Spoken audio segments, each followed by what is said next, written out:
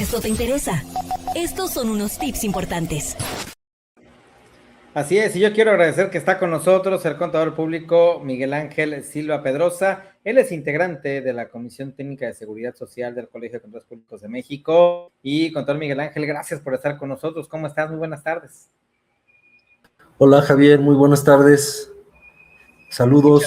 Un gusto nuevamente estar aquí contigo y con tu audiencia. Muchas gracias a ustedes.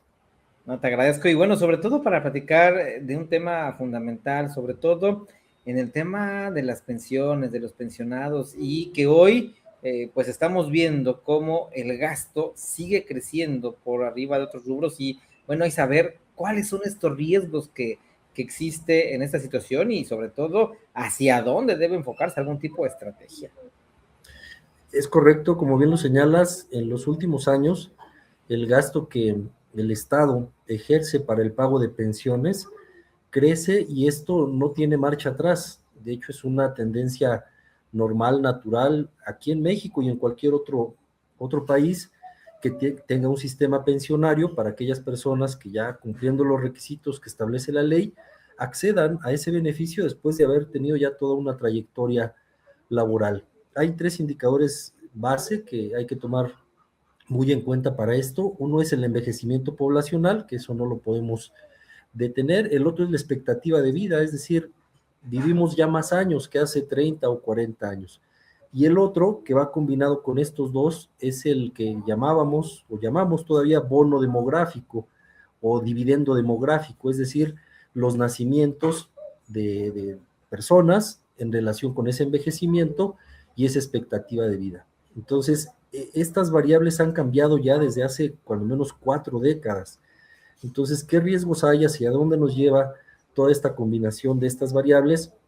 A que el Estado, porque así está establecido en un sistema contributivo para el tener derecho a una pensión o a una protección social, a seguridad social en general, el garante de todo esto, y está desde la Constitución política, es el Estado. Entonces, el Estado debe tener los mecanismos legales, y así lo ha hecho desde que se creó, hablando concretamente de la Ley del Seguro Social en 1943, un esquema para que las personas, una vez que reúnan requisitos legales, se pensionen. Pero bueno, el México del siglo pasado es muy diferente al de hace 40 años, al de hace 5 años, y esta tendencia no va a cambiar. Es decir, ese gasto que debe estar garantizado por el Estado para hacer frente al pago de esas pensiones irá creciendo por esta combinación de variables que les comento. El envejecimiento, las personas evidentemente cumplirán los requisitos después de haber tenido una trayectoria laboral. ¿Y qué van a hacer? Bueno, pues van a solicitar la pensión, es un derecho que tienen ganado desde la Constitución y las leyes ya específicas en la materia, ley del Seguro Social, ley del ISSSTE o el esquema pensionario bajo el que se decidan ya hacer, ver concretado este beneficio. Y en este aspecto, contador, el Estado, en este caso refiriéndonos al gobierno, ¿tiene la capacidad económica para hacer frente a todo ello? Porque bueno, sabemos que desde hace un par de años, bueno, ya hace ya bastantitos, eliminaron justamente ese sistema de pensiones, se cambió el tema de afores, etcétera, y que también hoy están haciendo ese tipo de reformas porque evidentemente el país está envejeciendo como tal y no hay recurso que alcance, y más que ahora muchos de estos recursos o estas reservas, por así decirlo, lo están destinando más hacia rubros como algunos esquemas sociales, y que no sé si vaya a alcanzar el recurso para atender a los pensionados. Sí, y efectivamente ese es el gran reto. O sea, de momento sí se cuentan con los recursos para hacer frente al pago de esas pensiones. De hecho, algo que sucede en el día con día, sin que se mencione mucho, sin que se diga mucho, es que los diferentes institutos de seguridad social, concretamente hablando del IMSS, pues pagan mes a mes de manera puntual todas las pensiones que le corresponde pagar. Entonces, pero aquí hablamos de un sistema contributivo, es decir, ¿con qué el Estado va a financiar el pago de esas pensiones? Pues con los impuestos que esté recaudando de los mexicanos, que es una de nuestras obligaciones, artículo 31, fracción cuarta de la Constitución, estamos obligados a pagar. ¿Para qué? Para que el Estado haga frente a esos gastos públicos. ¿De qué tipo? Bueno, pues educación, salud, en este caso, pago de pensiones. Entonces, hay algo que pues, le preocupa mucho al Estado: ¿qué tan sostenible va a ser esto con el tiempo? Es decir, en este momento a lo mejor sí, durante los próximos 10 o 15 años también, pero seguramente, o es muy probable, que veamos más reformas en materia de pensiones. La más reciente y que fue de gran impacto, pues ya casi tiene 30 años, fue en 1997. Ya después en 2020, 2024, ya han sido con menos espacio entre uno y otro año para que se siga replanteando, analizando y direccionando este tema de las pensiones, porque sí es algo que les preocupa a los estados, concretamente a México. Entonces, ¿qué tan sostenible va a ser? Bueno, a medida pues que los mexicanos paguemos impuestos, y bueno, aquí también hay un gran reto para el Estado, porque pues la tasa de informalidad es altísima, es decir, los 23 millones de trabajadores que estamos o están en un esquema contributivo, pues hay más de 23 millones, se habla de 34 millones de personas que, pues sí, todos los días se levantan, trabajan, llegan puntual a su trabajo, pero están en un mercado informal, es decir, no hay un esquema de pago de impuestos. Reciben un ingreso, sí, pero no los capta el fisco, es decir, la base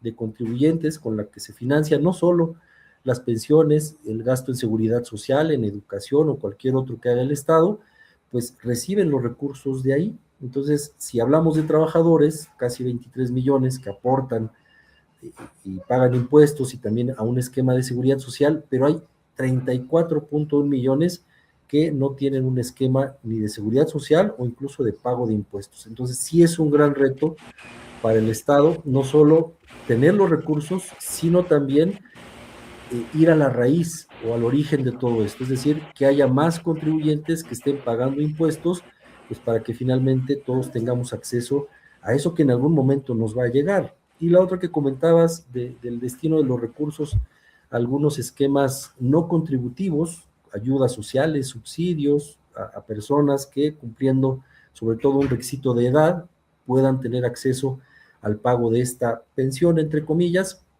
han ido creciendo no solo en México, sino a nivel Latinoamérica, el pago de estos otros beneficios. Pero ahí, pues alguien que no haya cotizado, que no haya pagado impuestos toda su vida, por una asignación que hace el gobierno, por cumplir este requisito solo de edad, va a recibir una pensión no contributiva. Y estos esquemas han ido creciendo con el paso del tiempo, precisamente por eso, porque los gobiernos pues deben captar recursos, la base de contribuyentes pues no ha crecido con el paso del tiempo, entonces va dando esos esquemas paliativos de pensiones no contributivas para hacer frente pues a ese gran reto. O sea, ¿qué va a pasar con la persona cuando ya no sea asalariada, cuando ya no tenga una relación laboral, cuando ya no pueda generar un ingreso con un empleo, formal o no, y tenga que hacer gastos de todos modos, gastos en salud, gastos en